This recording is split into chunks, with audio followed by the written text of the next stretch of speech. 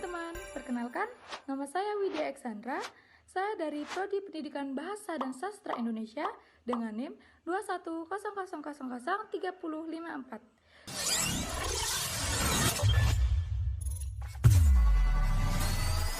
Berikut kompetensi dasar dan indikator pencapaian kompetensi, tujuan pembelajaran, dan materi pembelajaran cerita pendek. Pengertian cerpen. Cerpen atau cerita pendek adalah bentuk prosa naratif fiktif. Cerita pendek cenderung padat dan langsung pada tujuannya dibandingkan karya-karya fiksi lain yang lebih panjang seperti novel. 2. Unsur pembangun. Unsur intrinsik berisikan tema, penokohan, alur, latar, sudut pandang, gaya bahasa, dan amanat. Unsur ekstrinsik berisikan latar belakang penulis, latar belakang masyarakat, dan pesan moral. 6. Struktur teks cerpen yaitu abstrak, orientasi, komplikasi, evaluasi, resolusi, dan koda.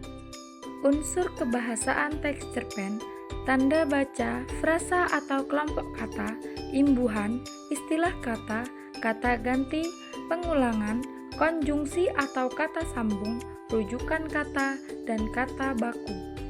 Di sini saya akan membawakan sebuah cerita pendek yang berjudul Saya Bukan Membenci Hujan, hanya 17 Juli 2017. Ya, hujan, gerutu seorang gadis sambil memandang nanar kondisi langit yang sekarang dipenuhi awan berwarna hitam. Gadis itu terpaksa berjalan berjinjit yang membuat hampir seluruh kakinya terasa sangat pegal. Bukan seperti gadis di zaman now yang berjalan berjinjit karena takut sepatu bermereknya basah dan kotor terkena air hujan. Jika gadis itu berjalan berjinjit untuk meminimalisir air lewat sepatunya yang sudah berlubang sebesar biji rambutan di bagian atas. Jika kembali menatap nanar langit, ia mulai mengeluh dalam hati. Besok ujian membaca cerpen dan semua murid harus menggunakan atribut lengkap, sementara dirinya sudah pasti melanggar karena ia tidak menggunakan sepatu. Dikarenakan ia hanya punya sepatu satu, yaitu yang ia kenakan hari ini. Hujan semakin deras terasa. Jika segera bergegas mencari tempat teduh. Matanya sempat melirik halte bus yang lumayan sepi disinggahi, sehingga ia pun melangkahkan kakinya menuju halte itu. Sesampainya di halte itu, ia membuka sepatunya berserta kaos kakinya. Ketika ia membuka kaos kakinya dan sepatunya, keluarlah air lumayan deras akibat penyerapan air oleh kain sepatunya yang terlalu banyak. Jika membuka jaketnya, lalu meniupnya, berusaha agar jaket itu mengering. Besok adalah ujian baca cerpen dan ia harus siap dengan semua pakaiannya hari ini. Jika sibuk dengan kegiatannya tanpa menyadari, ternyata ada seseorang yang datang dan juga berteduh di halte itu.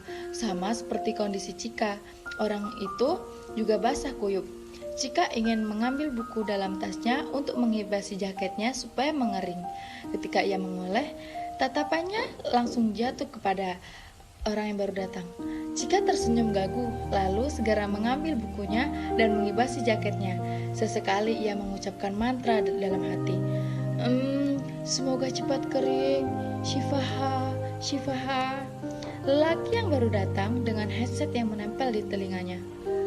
18 Juli 2017. Jika di novel-novel romansa, ketika saya di posisi itu, saya akan diberikan jaket supaya tidak kedinginan. Namun, jika di dunia nyata, justru saya yang diberi suatu motivasi. Jika memberi jeda pada pemaparannya tentang cerpennya itu. Pandangan semua mata kelas 12 multimedia 1 jatuh pada Cika yang saat ini menggunakan sepatu basah dengan baju yang setengah kering. Cika melanjutkan, laki-laki yang ada di halte saat itu ternyata Miko, teman SD saya yang sudah 5 tahun tidak bertemu. Setelah hujan reda, kami pun berjalan pulang bersama.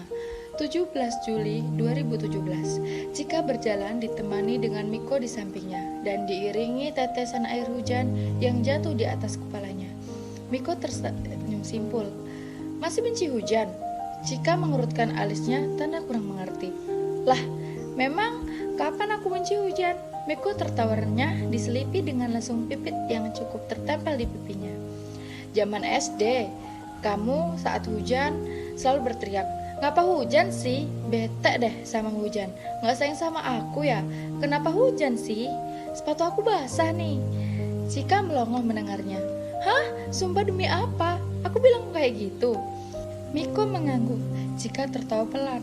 Aku sekarang masih sedikit tidak suka hujan sih. Miko tidak bertanya, ia sudah tahu. Pasti Cika akan melanjutkan ceritanya.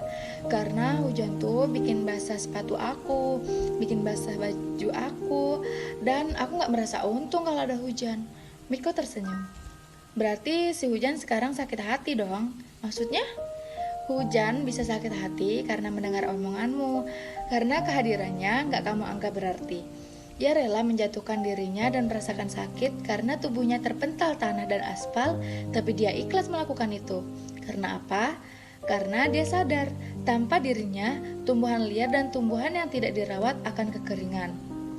Itulah sebabnya aku ada di sini untuk menjelaskan kepadamu kalau sesuatu yang kamu anggap tidak berguna, ternyata sangat berguna bagi yang lain.